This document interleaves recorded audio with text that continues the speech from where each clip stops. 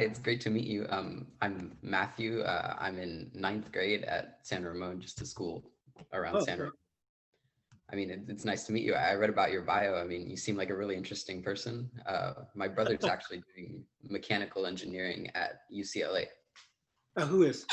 My older brother. Yeah. Oh, good. Cool. Yeah, I'm Owen. I I I'm in 8th grade in Diablo Vista Middle School, just down the street. And I'm also very excited to meet you. Great. Yeah. Yeah. Me as well. I'd love to talk to young folks. hmm Okay, so I mean, I guess we'll just ask a couple questions that we made, and then we'll just talk about whatever, and you can ask us some questions too. Sure. So were you born in any like particular place besides around Danville, or? Oh, no. Yes, I was born in the Bay Area. I was born in Berkeley and went through the Berkeley school system, through Berkeley High School. And then it was automatic in those days. My cohorts and myself, we just UC Berkeley. So we went all the way through the Berkeley schools and then ultimately grad school in Washington University, which is in St. Louis. So have you lived in California your entire life? Yes. Bay Area. And have you ever gone like visiting somewhere, like if you have family somewhere else, or? Oh yeah, oh absolutely. Especially now, since my wife and I are retired, we've done a lot of traveling, locally meaning the US as well as abroad. We have a couple of adult children. One's a doctor in Nashville, so we visit her. And our son's working as a project, what is it? What do they call them? Manager? Not a project manager, it's similar. Product, somehow it slipped my mind, but it's for Verizon in Manhattan. So he's in NYC, New York. So what's your favorite place that you've visited? The favorite place? Oh, that's always a hard one. All of them have been very good. Nashville, our most recent visit to Nashville was wonderful, which was in January. It's pretty cool. It's a music city. So if you like music, if you like country music and whatnot, it's a rocking type of place. But as far as abroad, we were just most recently prior to COVID in Australia. And that's a very wonderful place. And also Japan. So there's just so many places to explore through one's life. So yeah, just a lot of good places. Yeah, do you have any place that it's like on your bucket list that you just really want to visit? Well, we were going to visit Singapore, Vietnam, Cambodia, Thailand, but COVID hit, so we had to cancel out of all that. So yeah, that area is really nice. I've been there. Oh yeah. It's a very interesting meeting. Different types of people, understanding the culture, getting to know the culture. But what I especially enjoy is before I go on trips, especially to folks that don't speak English, those countries, I try to bone up a little bit on basic phrases, whether it be Korean or French or Italian. It's fun, because you're building rapport with the locals and chatting with them. So yeah. Very cool. Yeah, that sounds interesting. I was actually born in France, and I can speak French fluently. So.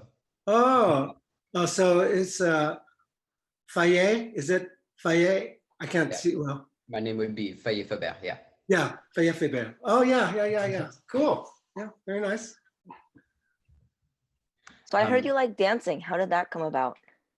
Oh, that is a interesting story. When I was in high school, probably the most meaningful class from high school to college was I took a PE class with my friends, a social dance class. You learn some ballrooms type of stuff, waltz and all this and that. But I got to learn some of the basic moves, so to speak, of those days, popular moves.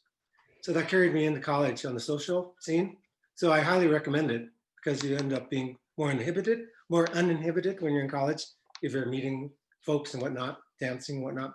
But how I got in really dancing was after college, no more dancing for 40 years, because during those 40 years, marriage, work, raising kids, and then finally, God, almost 8 years ago, I retired. Almost 8 years ago, I retired. And so I decided to see what else was out there to expand my horizons. And so looked at a lot of things, took photography classes, considered being a Danville police volunteer. I coach also basketball and whatnot, and continue coaching youth basketball, for instance, high school and through Danville. And then I decided to take some classes with my wife at the senior center, and including, in fact, Zumba. And then I decided to take this dance exercise class with my wife. And that's how it began. I mean, suddenly I started to say, oh, this is fun. And so, do you mind if I continue talking just sort of openly? Yeah, of course. Of course. Okay. Yeah, so as I started that class, there were around 40 people. There were only 2 males in the class. So in other words, 40 people, 2 boys and 38 girls, right? It's one of those things. And so, but I ended up doing pretty well. So I had some hurdles to overcome, such as losing my inhibitions and just letting myself go in dancing.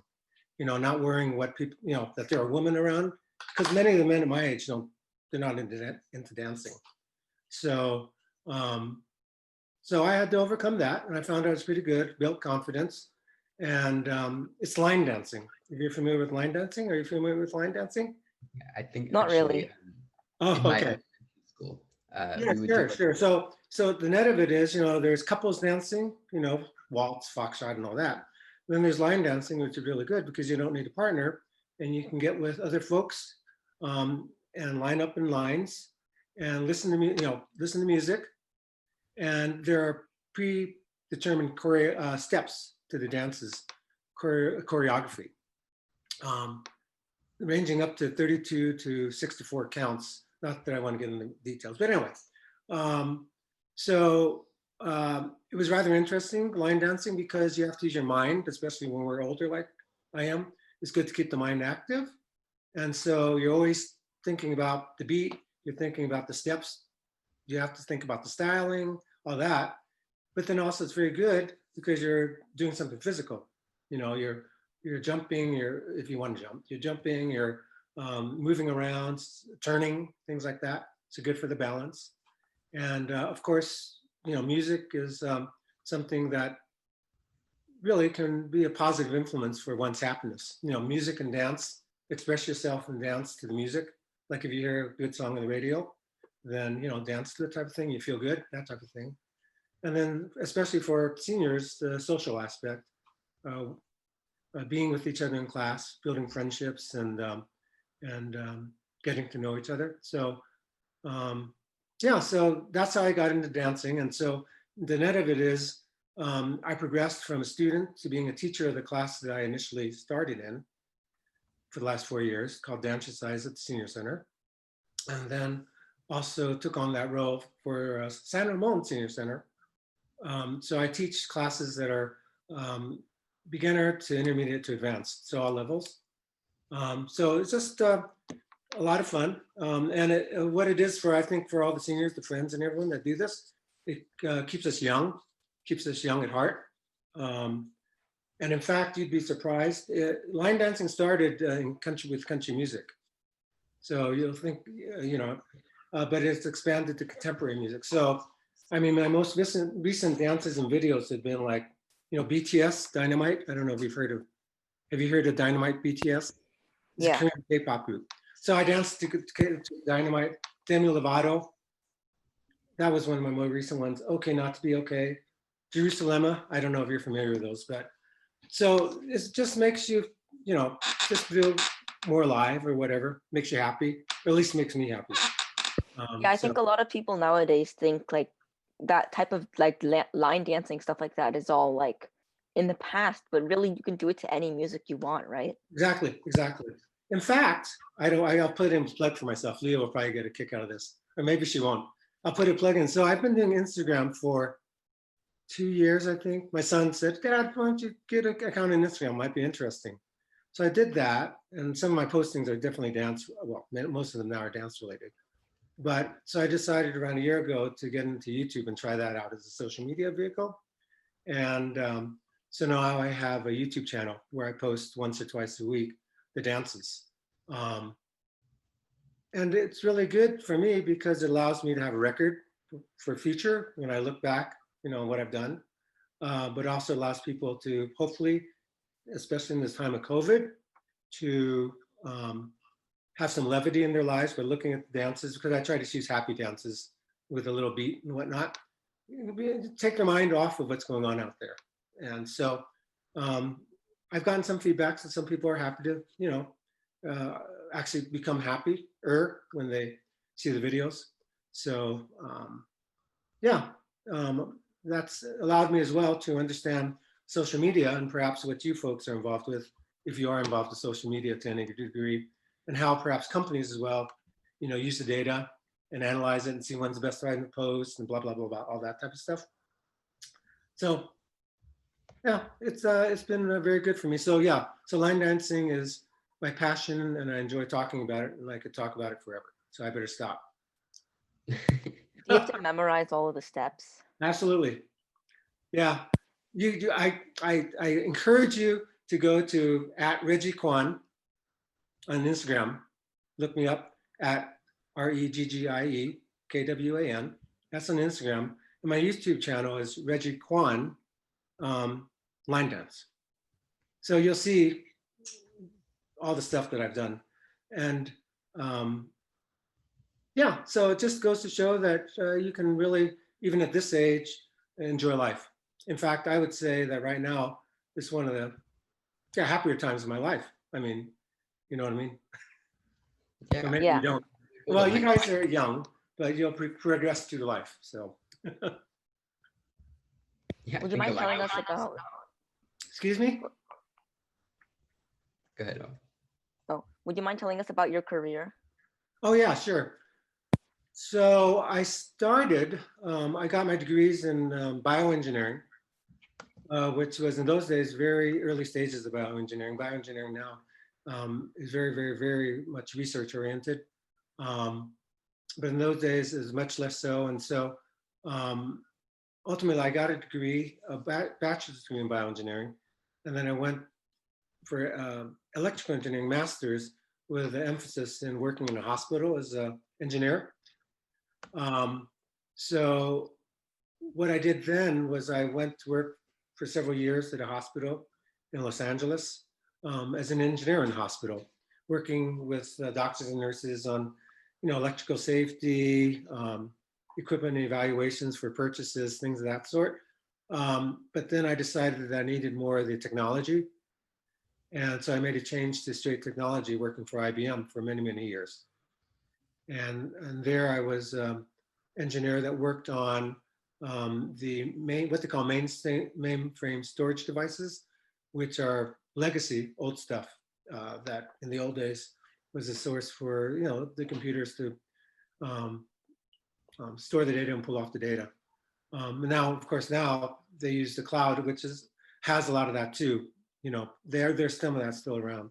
But anyway, so many, many years with IBM, including management and working in the field as well in sales engineering. And then I decided after many, many years that I was getting tired, of the bits and bytes of engineering. And so I left IBM and I totally changed my career into technical recruiting. So that allowed me to use my understanding of technology and also use my communication skills much more being a recruiter, because recruiting is actually more sales oriented. So yeah, so that's exactly what I did. So I started off as a hardcore engineer and moved and ended up being a technical recruiter as I finally retired. And did you, I may be asking a question that doesn't make sense, but did you recruit for a specific company or? Yes, I recruited. I was a contractor many years on my own, recruiting as a contract recruiter for clients to get folks for their companies, yeah. But I also worked for like Kaiser Permanente, the information technology division of that of the healthcare organization, and also a company called RICO, which is involved in document management. So it's sort of like Xerox, RICO, Xerox, Okay. Whitney Bowes, that type of thing. So yeah. Well, I guess How do you do that? Like, how do you how do you be a tech, how do you be a technical recruiter? Like, what does that entail? Oh, what does it entail? What it entails, first of all,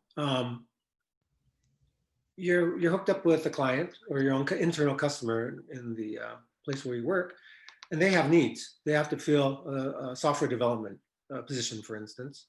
They provide you with the details of that role, and you figure out, okay, what type of skill sets required, what are the hours of work, blah, blah, blah, you know, that type of thing. What's the pay range?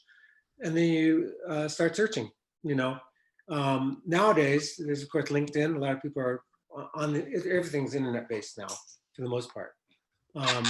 When I started, it wasn't as much so, but now few things such as LinkedIn and other recruiting software, you can find people, search for folks with those type of skill sets, experience, and then reach out to them, whether it be by the phone or electronically, and see if there might be a fit and interest.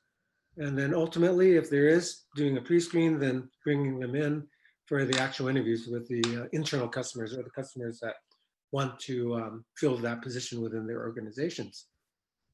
So yeah, that's pretty much what it is. And that type of position is definitely a sales type of position. But you know, with technical recruiting, you have to understand the technology and be able to talk to the technical folks to gain their confidence, you know, and then be able to bridge the gap between the two, the you know, person being recruited and the person potentially hiring that person. As a kid, what did you want to be when you grew up? Like, I know you went into technology, but when you were like a child, did you know that you wanted to go into that? Oh no, no. I would say one thing, as you develop, as you go through life, you know, this is my philosophy. As you go through life, life sort of unfolds, you know, with your experiences. And for me, variety is the spice of life, has always been the spice of life. And so as a result, I've been more of a generalist in a lot of ways. At a higher level, I don't really dig real deep, except for dance. Dance, you know, I'm now digging deep. But prior to that, my whole life I was more of a generalist. So what I would say is when I was young, I didn't really know, you know, and a lot of it has to do with exposure. So I think that, you know, just trying a lot of different things and understanding what might interest a person, whether it be, you know, one thing I did know is that I was good in math and good in science. So I took an engineering class in high school, just to see what it was about. It seemed to be fine. I didn't have a passion for it. I didn't know until I got into the work world. Well, yeah, into the work world, really, what it was about. But I went through all the curriculum and everything at UC Berkeley to be an engineer. But nothing in life is forever. So after many years, I changed horses and decided to do something different, which is actually quite different, technical recruiting. So that's only me. I know a lot of people that have spent their whole careers in the same field, but nothing is set in concrete necessarily. But with me, and maybe for you guys, you might find out that, yeah, I mean, your interests change. You go through life finding out what hopefully you like, but many times you go through life finding out what you don't like. And you say, cross that off. I'm not going to do that type of thing. Like, oh, I hated that sales thing. No, I'm not going to do that anymore. So I've seen just one of those things. So it's a discovery process, and I'll tell you, to be truthful, my discovery and my ultimately having a passion, a really hardcore passion, was when I retired and we got into line dancing. That was when I found my passion. But it took me all these years personally, you know. Yeah, It's I not, really like that you kind of switch between things like that and really find what you like and kind of settle in your. I think that's pretty cool. Yeah, it seems we like there broke was up. quite a contrast between the two, technical recruiting and line dancing. Yeah, that's true. Well, not only that, as I said, I like basketball, so I coached basketball. So when I first got to know people in line dancing, and I told them that I've come from a basketball, doing that type of stuff, coaching, they couldn't figure out what the connection was between basketball and dancing. But it's one of those things. It sort of clicks if you find out. Like I found out I had an aptitude for it, and I can learn fast and I remember stuff, and I just like dancing the music and being happy. Then it was sort of natural. But I must admit that not everyone can line dance for sure. I mean, in terms of the effort required to get to this point, at least, to memorize and perform and record for YouTube or whatever. But the goal for everyone, I'm going off a little bit, of the seniors, my friends and myself, is just to be happy, do what we're doing now and to be happy.